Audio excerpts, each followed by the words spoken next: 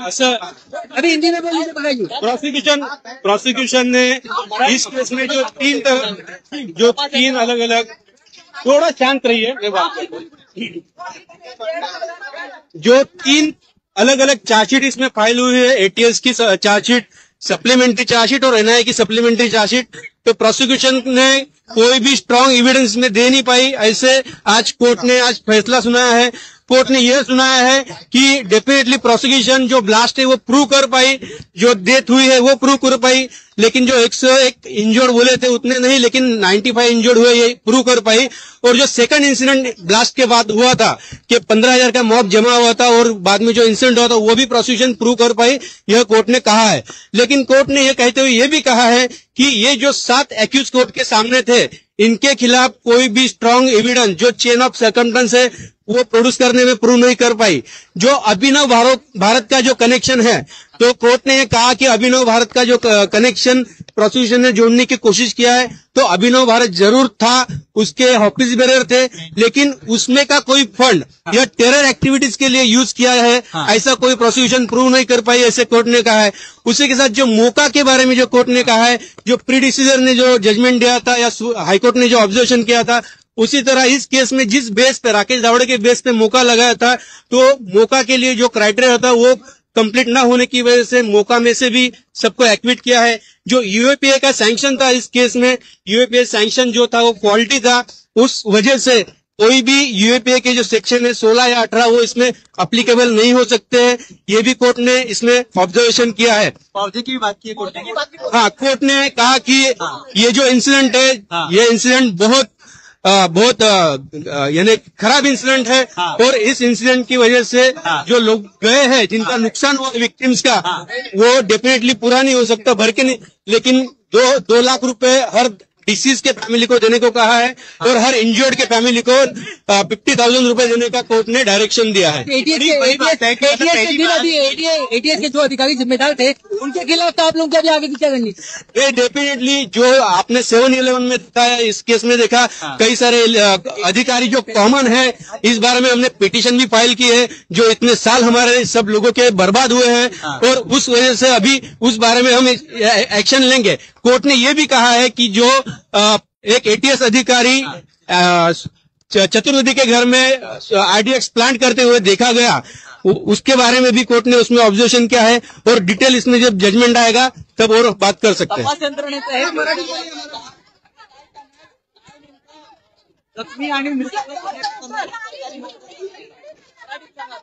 असं आहे की या केसमध्ये मराठी सांगतो, या केसमध्ये सुरुवातीपासूनच वेगवेगळ्या प्रकारचे स्टेटमेंट राजकीय लोकांकडून यात येत होते, त्यानंतर वेगवेगळ्या प्रकारचे मीडियामध्ये बातम्या येत होत्या, त्यामुळे तपास यंत्रणा मिसगाईड झाली किंवा कसे हा संशय या सगळ्या याच्यातनं निघतो। ज्यावेळी हाय प्रोफाईल केस होत असते, अशा वेळी जर तपास यंत्रणेवर जर काही दबाव असला तर नक्कीच त्यांच्याकडनं मोठ्या चुका होऊ शकतात, आणि जे मुख्य कल्प्रिट आहे त्यांना पुरावे नष्ट करायला आणि त्यातनं पळून जायला त्यांना संधी मिळत असते। तसंच या केसमध्ये झालेलं दिसतंय। ज्या प्रकारे 40 साक्षीदार फितूर झाले अशी बातमी सर्व ठिकाणी चालते, तर ते फितूर नाही झाले, तर त्या साक्षीदारांनी अगदी 2014 पूर्वीच अनेक ठिकाणी तक्रारी केल्या होत्या की त्यांना टॉर्चर करून त्यांच्याकडून कबुली जबाब घेतलेले आहे। एका साक्षीदाराने ह्युमन राईट कमिशन मध्ये सुद्धा तक्रार केली होती की त्यांच्याकडनं कबुली जबाब घेतलेला आहे। आर्मी समोर जी केस चालली त्यामध्ये सुद्धा एका आर्मीच्या अधिकाऱ्याने सांगितलं की काही मोठ्या अधिकाऱ्यांची नावं घेण्यासाठी त्यांच्यावर दबाव टाकला गेला होता। त्यामुळे साहजिक आहे ज्यावेळेस ते सर्व साक्षीदार कोर्टात आले त्यावेळेस त्यांनी एटीएसच्या स्टेटमेंटनुसार सांगितलं नाही, आणि त्यामुळे त्या सगळ्यांना रिलाय करता येत नाही असं कोर्टाने ऑब्झर्व केलं।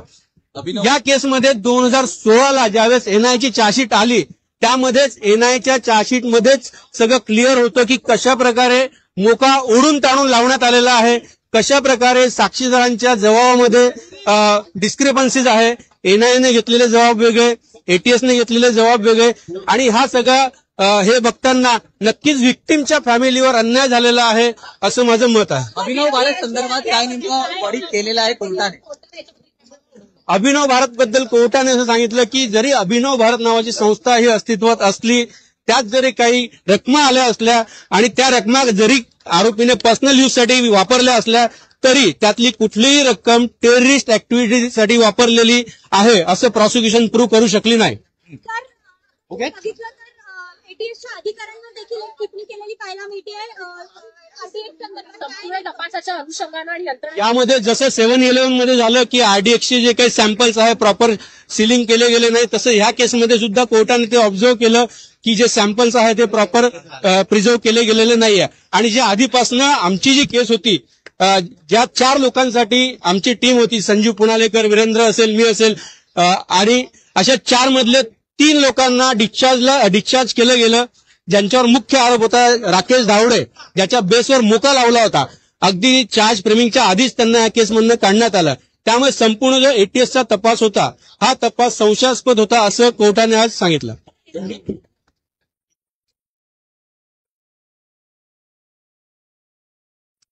कोर्टाने असं सांगितलं की जो स्पॉट पंचनामा स्पॉट जो आहे, ज्या प्रकारे फॉरेन्सिक एक्सपर्टची इव्हिडन्स झाली, जो ब्लास्ट इतक्या मोठ्या क्षमतेचा होता त्याचं क्रेटर तिथे मिळालं नाही. त्यामुळे कोर्टाने सांगितलं की जी प्रॉसिक्युशन केस होती की एलएमएल फ्रीडमवर बॉम्ब प्लांट केला होता ते प्रूव्ह होऊ शकत नाही. आयदर तो बॉम्ब हँगिंग कंडिशन मध्ये असेल किंवा अन्य कुठल्या प्रकारे असेल असं कोर्टाने सांगितलं. एटीएस अधिकाऱ्यांच्या तपासावर काय एटीएस अधिकाऱ्यांच्या एकूणच तपासावर काय टीका टिप्पणी केलेली आहे? कोर्टाने सांगितलं की जरी संशय ह्या सगळ्यांवर येत असला तरी संशय हा ठोस पुरावा होऊ शकत नाही. त्यामुळे ती जी चेन आहे सर्कमस्टन्सची ती पूर्ण होऊ शकली नाही आणि त्यामुळे आरोपींना संशयाचा फायदा देण्यात येतो.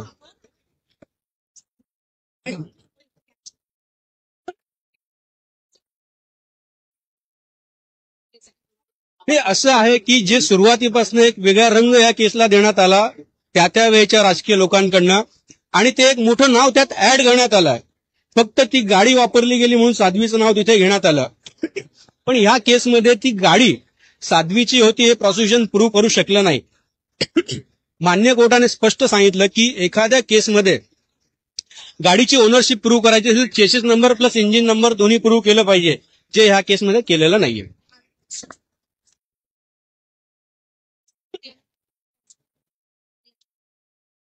कोर्टाने हे सांगितलं की जे 325 साक्षीदार तपासले त्यामध्ये कुठल्याही साक्षीदाराच्या एव्हिडन्समध्ये हे आलेलं नाही की कर्नल पुरोहितने ऑन ड्युटी असताना आरडीएक्स मिळवलं, त्यानंतर आरडीएक्स ट्रान्सपोर्टेशन कसं झालं याच्यावर प्रॉसिक्युशन एजन्सी प्रकाश टाकू शकलेली नाहीये. त्यानंतर नेमकं कुठे हे बॉम्ब असेंबल केले गेले हे सुद्धा प्रॉसिक्युशन एजन्सी समोर आणू शकली नाही, हे कोर्टाने सांगितलं. ज्या पद्धतीने आरोपी म्हणतायत की राजकीय हेतू पुरस्कार आम्हाला यामध्ये गौण्यात आलं, त्या संदर्भात आता तुमचं मत नेमकं काय वाटतंय? नाही, असं आहे की कोर्ट कधीही राजकीय हेतू किंवा कुठलेही जात धर्म बघून हे निर्णय देत नसतो. जो पुरावा कोर्टासमोर आलेला आहे त्या पुराव्याच्या आधारे कोर्टाने आज हा निर्णय दिलेला आहे आणि आरोपींना शिक्षा देण्या इतपत पुरावा कोर्टासमोर नाहीये.